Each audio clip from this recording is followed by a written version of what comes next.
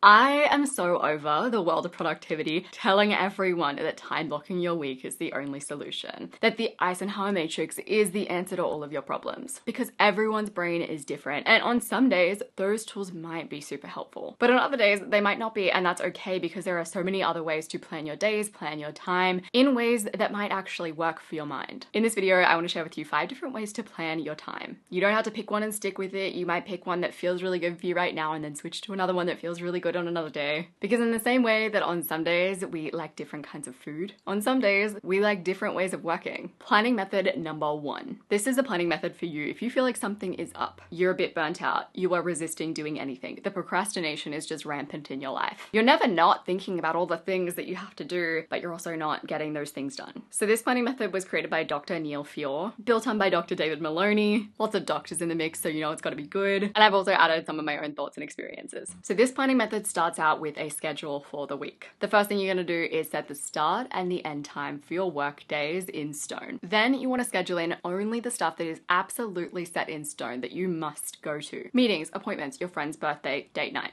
Then you're scheduling in your free time. And the biggest thing that you need to do here is to make sure that you are spending your free time doing things that you actually want to do, not scheduling in things that you want to do. So for example, you might go, okay, free time, I'm gonna schedule in a nice walk. But in the back of your mind, you know that at that time, you're probably not gonna actually feel like going on a nice walk. Now you've turned that free time into a should, into a have to. It doesn't feel like free time for your mind. It feels like an obligation. And right now, you don't need more obligations. Your free time needs to be dedicated to things that you actually want to do. Something that I actually like doing these days is planned spontaneity. So if I plan in free time, I'm not planning in what I want to do in my free time. I'm gonna get to that free time block. I'm gonna sit there and I'm gonna go, like, what do I actually feel like doing right now? I'm gonna wait until something hits me that I actually feel like doing, and then I'll do that. The general rule is you are not allowed to do anything that you genuinely don't want to do in your free time. This is a really big part of recovering from any kind of burnout. Actually listening to your body, actually listening to yourself when it comes to what you want to do. In your free time, you obviously aren't allowed to work. Ideally, you want to schedule these blocks of free time all throughout the week if you can, if you have that kind of flexible job or you work from home so you can control your own hours. But if you don't have that flexibility and control, but you have things that you want to do on the weekends, goals that you want to work on, schedule in that free time of your weekends. Now you are left with all of these blocks of time where you can do work. According to this time management method, you don't have to work during this time, but you can work. The only thing that you have to do is to schedule one hard work starting time. And these start times indicate 30-minute chunks of work, so you're only committing to 30-minute work periods. Then you can stop. The key to using this work schedule is to never focus on finishing anything. That at this stage is not important, but to continuously focus on starting, since you only ever need to commit to 30-minute blocks of time, and to stay committed to using those free time periods. Planning method number 2. This is a spontaneous planning method, and it is from Mark Forster, the author of Secrets of Productive People. What you want to do is write down a list of tasks in your notebook, in your productivity app. Count how many tasks you have. Then use a random number generator to generate a number between 1 and your number of tasks. When it produces the number, go to that task in the list. Your goal is to work on a small part of that task until you feel like you're ready to move on.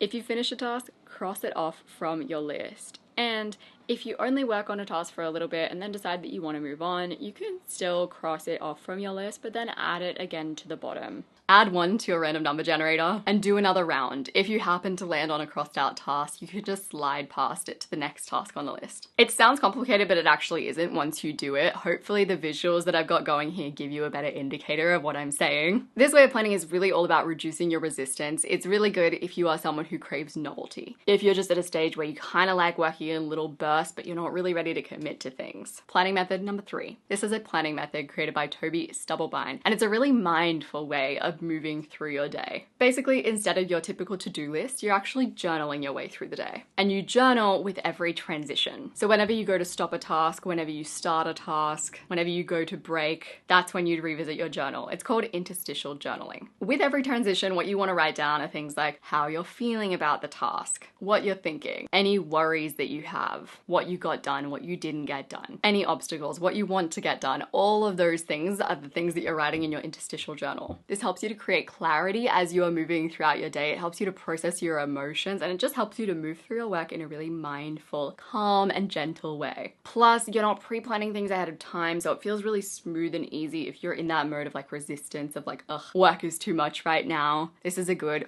flowy way of managing your time. Planning method number 4. This is really helpful on days where you are just overwhelmed. Like there is so much on your to-do list and you can't stop thinking about like all of the stuff on your to-do list instead of thinking about the one task in front of you. I've called it the sticky note strategy. Get a stack of post-it notes. Write down the first task that you want to work on your first post-it note. Write down how long you think it's going to take. In an ideal world, it is under 30 minutes. And if you're on a really tough day, I'd keep it under 10 minutes. So you might need to cut your task into pieces to action this. Then write down how difficult you think the task is going to be from 1 to 10. Once you have finished your task, you want to write down how long it actually took and how difficult it actually felt. And put your sticky note somewhere visible throughout the day so that you can see all the tasks that you're racking up. This way of planning does 2 things. Firstly, it keeps you focused on one thing at a time. A lot of overwhelm comes from thinking way too far into the future, thinking way too big picture. This keeps you honed in and focused on the one next task you need to do. Number 2, it taps into the power of prediction errors. So prediction errors are actually how we learn. Surprise triggers learning. When reality doesn't match our expectations, we learn. So if you are someone who always builds up tasks and you're like, God, it's going to be so difficult. If you're constantly predicting the difficulty of a task and then rating it and finding that things aren't matching up to your expectations, you eventually learn a little. This can also be really good for people who have time management struggles, who aren't really good at predicting how long things take, because you can get a little bit better at predicting how long your tasks are going to take, making them feel hopefully a little less overwhelming. There is also a third thing. It taps into the progress principle. If you can visibly see the progress you're making, it's so motivating. It creates momentum. Planning method number 5, and this is another one from Mark Forster. Write down a list of 3 to 5 things that you want to get done. You want to include things that you're really resisting on your list, but also things that you're like, oh, I kind of am looking forward to that on your list, if you can. Then you want to put on an interval timer that slowly increases over time. So for the very first burst session, you want to work on each task for 5 minutes and you're like rotating through the tasks. When the timer goes off, you move to the next task, etc., etc. Then you want to work for 10 minutes on each task, rotating through the task using the timer, and 15 minutes and 20 minutes and so on and so forth. I probably would only go up to 25 minutes if you even feel like you can commit to that. It's so easy to commit to just 5 minutes on a task. But once you actually get into this flow, you'll find that when the timer goes off, you're like, oh, like I want to keep on working on the task. And I think it's up to you. You can follow your intuition when you get that feeling of like, I want to keep on working on this task and keep on working on that specific task. Or you can keep on doing your timer so that you're making progress on a bunch of different little things so that you feel a bit more productive and you're still creating more momentum. This is also a really good technique that you can use to soften your tasks. If you have a bunch of tasks on your plate that you're like, ugh, like I don't want to do this is perfect. You can use the timer for all of your tasks if you want to and interval through them all. And it'll soften the tasks in your mind so they feel more approachable. That way, for the rest of your week, you feel more like doing those tasks. If you liked this video, you'll probably like my video on how to plan your week. So create a weekly planning routine that suits you, that suits your mind. Once again, it's very custom to your brain and how it works. I'm gonna have that video linked down below. I think a weekly planning routine is kind of essential in terms of your productivity. It keeps you focused. It keeps you working on the right things. And if you don't have one, I would really recommend that video because it walks through step by step how to create your own planning routine. That's gonna be linked down below as well as on the screen. I appreciate you so much and I'll see you soon.